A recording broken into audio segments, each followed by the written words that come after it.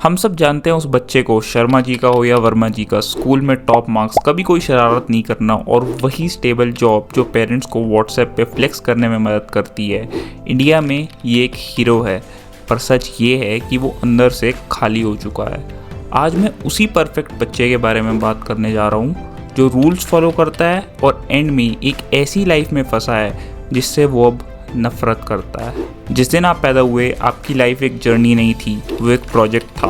आपके पेरेंट्स ने बच्चा नहीं पाला, उन्होंने एक रिटायरमेंट पॉलिसी मैन्युफैक्चर की है। आपका हर मूव माइक्रो मैनेज था, चाहे वो डिग्री हो, फ्रेंड्स हो या फिर आपकी खुद की पसंद। उन्होंने बोला कि हमें सब कुछ पता है कि बच्चे के लिए क्या सही है और क्या गलत है, और आप बस सुनते गए। आप द परफेक्ट बच्चा बन गए, पर उनका अप्रूवल जीतने के चक्कर में अपने खुद के लिए सोचना बंद कर दिया। लेट्स बी रियल, इंडिया में अथॉरिटी हमेशा प्यार का मास्क पहनती है। वो कहते हैं उन्हें आपकी स्टेबिलिटी चाहिए, पर असलियत में उन्हें आपको कंट्रोल करना है। अगर आप कोई भी रिस्क लेते हो या फिर कोई स्टार्टअप ज्वाइन करते हो या फिर स्टार्ट करते हो या फिर कोई भी टॉक्सिक जॉब छोड़ते हो, तो वो पैनिक कर जाते हैं। इसलिए नहीं कि आप फेल हो जाओगे, बल्कि इसलिए क्योंकि अगर आप अपने दम पे कामयाब हो गए तो आप उनके कंट्रोल से या उनके हाथों से बाहर आ जाओगे। आपका फ्रीडम उनका सबसे बड़ा डर है। अब बात करते हैं गिल्ट ड्रिवन ओबीडियंस कल्चर की। वो डायलॉग याद है, हमने अपनी खुशियाँ सैक्रिफाइस की तुम्हारे लिए, या फिर इतनी फीस भरी, सो व्हाट? आपने इन्वेस्टमेंट स्कीम बनाने के लिए कुछ साइन किया था क्या? पर अब आप उनकी ही अनफिल्ड सपनों का बोझ अपनी पीठ पे लेकर घूम रहे हो। आप अपनी लाइफ नहीं जी रहे, आप बस एक ट्रॉफी चाइल्ड हो जिसको सिर्फ रिलेटिव्स को दिखाने के लिए बनाया गया है। हमारी लाइफ के असली जेलर वो लोग हैं जिन्हें ये भी फ़र्क नहीं पड़ता कि हम खुश हैं या नहीं, द रिलेटिव्स, या फिर वो लोग जो बोलते हैं कि लोग क्या कहेंगे। और यही लोग क्या कहेंगे वाला माइंडसेट हमें एक सर्वेलेंस यूनिट में कन्वर्ट कर देता है। हम करियर वो चूज़ करते हैं जो शादी के कार्ड पे बढ़िया लगता है, वो नहीं जिसमें हम टैलेंटेड हैं। और बहुत लोगों को तो ये भी नहीं पता कि उनका टैलेंट है किस चीज़ में। एग्जाम्पल मैं भी उन लोगों में से एक था। हम सक्सेस का नाटक कर रहे हैं उन लोगों के लिए जो बस हमारे फेल होने का इंतज़ार कर रहे हैं ताकि उन्हें एक गॉसिपिंग मसाला मिले। एक बार सोचो, आप उस आईटी जॉब में हो क्यों? इसलिए क्योंकि आपको काम करना पसंद है, या फिर इसलिए क्योंकि इंजीनियर सुनने में पड़ोसी को रिस्पेक्टेबल लगता है? हमने ऐसे लोगों की फौज खड़ी कर दी है जो कभी कुछ बनना ही नहीं चाहते थे, बस उनको एक स्टेटस चाहिए था। हमने अपनी लाइफ के बेस्ट साल ऐसे टाइटल के लिए बेच दिए जो मैरिज कार्ड में फिट हो सके। ये करियर नहीं है, ये एक डील है जो आपने अपनी खुशी दे के ली है। और आपको पता है, ये ओबीडियंट रहना ही रियल वर्ल्ड में आपका करियर खा रहा है। कैसे? बचपन से सिखाया गया है कि अथॉरिटी को कभी पलट के जवाब मत दो। आप प्रोफेशनल नहीं बन रहे, आप फिर से वही परफेक्ट बच्चा बन रहे हो। और 2025 में येस मैन को एआई सबसे पहले लात मार के बाहर निकालेगा। एआई को ओबीडियंट फैक्ट्री वर्कर्स नहीं चाहिए, उसको वो लोग चाहिए जो सिस्टम को चैलेंज करें, क्रिटिकली सोचे और वो प्रॉब्लम सॉल्व करें जो टेक्स्ट बुक्स में नहीं है। पर हमारे एजुकेशन सिस्टम ने आपकी क्रिएटिविटी को बचपन में ही मार दिया। जब भी आपने क्यों पूछा, आपको बोला गया चुप रहो और रटो। आपने 20 साल मशीन बनना सीखा और अब असली मशीन्स आ गई हैं जो आपसे बहुत ज़्यादा एफिशिएंट हैं, और वो आपकी जॉब्स पक्का लेंगी। आपके पेरेंट्स की स्टेबिलिटी का मतलब है 30 साल का होम लोन और एक बहुत ज़्यादा बड़ा हुआ हाई ब्लड प्रेशर। 1980s में दुनिया बहुत ज़्यादा स्लो थी, सेव रहना स्मार्ट था, पर 2025 में इसका बिल्कुल उल्टा है। सेव रहने का मतलब है एक डेट ट्रैप। अगर आपके पास ज़ीरो इमरजेंसी सेविंग्स हैं और आप एक ऐसी ईएमआई से बंधे हो जिसका घर आपका तब होगा जब आप बूढ़े हो जाओगे, तो आप एक एम्प्लॉय नहीं हो, आप एक गुलाम हो।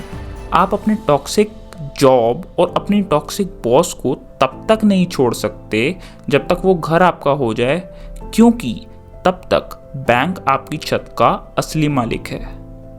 एक बुरा महीना और आपकी फैमिली की पूरी सिक्योरिटी खत्म।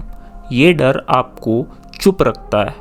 यही वो डर है जो आपको बिल्कुल चुप रखता है। आप एक अडल्ट हो, पर आप अभी भी एक 10 साल के बच्चे की तरह एक्ट करते हो जो हर किसी से बस परमिशन मांगता है। क्यों? मुझे नहीं पता, आपको पता होगा। परमिशन मांगना सबसे पहले बंद करो। आपको फेल होने का हक है, आपको फिर से शुरू करने का हक है, लाइफ सिर्फ रूल्स फॉलो करने का नाम नहीं है, लाइफ डिसीजन लेने का नाम है। बीइंग द परफेक्ट बच्चा का सबसे बुरा पार्ट ये है कि आपको पता ही नहीं कि आप हो कौन। जब सवाल मैं कौन हूँ से बदल कर मैं दूसरों के लिए क्या हूँ बन जाता है, तो आपका सोल मरता है। आप जब भी मिरर में देखते हो तो आपको पेरेंट्स की एक्सपेक्टेशंस, रिलेटिव्स की जजमेंट और बॉस की डेडलाइंस दिखती हैं, पर उस रिफ्लेक्शन में आप कहाँ हो? आपको केयर और कंट्रोल के बीच का फ़र्क भुलाया गया है। प्यार वो नहीं है जो आपके सपनों में आग लगा दे, वो ओनरशिप होती है। आप बुरे बेटा या फिर एक बेटी नहीं हो अगर आप अपना रास्ता खुद बनाना चाहते हो। आप अपनी लाइफ के एक बुरे मालिक हो अगर आप किसी और को उसी दीवार में ठोकने दे रहे हो। असली संस्कार अपने आप को धोखा देना नहीं होते। तो इस ट्रैप को तोड़े कैसे? स्टेप 1, परमिशन मांगना बंद करो। आप 25, 30 या 35 साल के हो चुके हो। आपके पेरेंट्स कभी भी आपको रिस्क लेने का गो हेड नहीं देंगे, क्योंकि उनका दिमाग सर्वाइवल मोड के लिए वायर्ड है, ग्रोथ के लिए नहीं। आपको अपनी लाइफ का रिमोट कंट्रोल वापस लेना ही होगा, चाहे उसके लिए घर में कलेश ही क्यों ना हो जाए। पता है, फ्रीडम की एक कीमत होती है। लोग आपको सेल्फिश बोलेंगे, बोलने दो। वो आपको बोलेंगे कि आप पत्थर दिल हैं, बोलने दो। एक सेल्फिश लीडर बनना बेहतर है अपनी खुद की लाइफ का, बजाय कि एक ओबीडियंट विक्टिम बनना किसी और की लाइफ का। 2025 में आपकी एक ही सिक्योरिटी है, आपकी अडेप्ट करने की एबिलिटी। वो 40 साल पुरानी स्क्रिप्ट अब फट चुकी है, it doesn't even exist any more. वो आपको नहीं बचा पाएगी। You have to look out for yourself. तो ये ट्रैप कंफर्टेबल है या नहीं? बिल्कुल कंफर्टेबल है, इससे कंफर्टेबल और हो ही क्या सकता है। पर at the end of the day ये है तो एक जेल सेल ही। अब टाइम आ गया है कि आप अपनी सक्सेस का नाटक बंद कर दो और असलियत में जीने का मजा लो। आप ओवर थिंकर नहीं हो, आप बस एक ऐसे इंसान हो जिसने आज तक अपनी लाइफ का कोई मेजर डिसीजन लिया ही नहीं है। क्या आप वही परफेक्ट बच्चा बनोगे जो खुद की नज़रों में फेल होता गया है, या फिर आप एक ऐसा लीडर बनोगे जो आप बन सकते हो और आप में ये पूरी कैपेबिलिटी है? The decision is yours. And if you agree with whatever I have talked about in this video, do comment it down in the comment section and मिलते हैं in the next video. See you soon.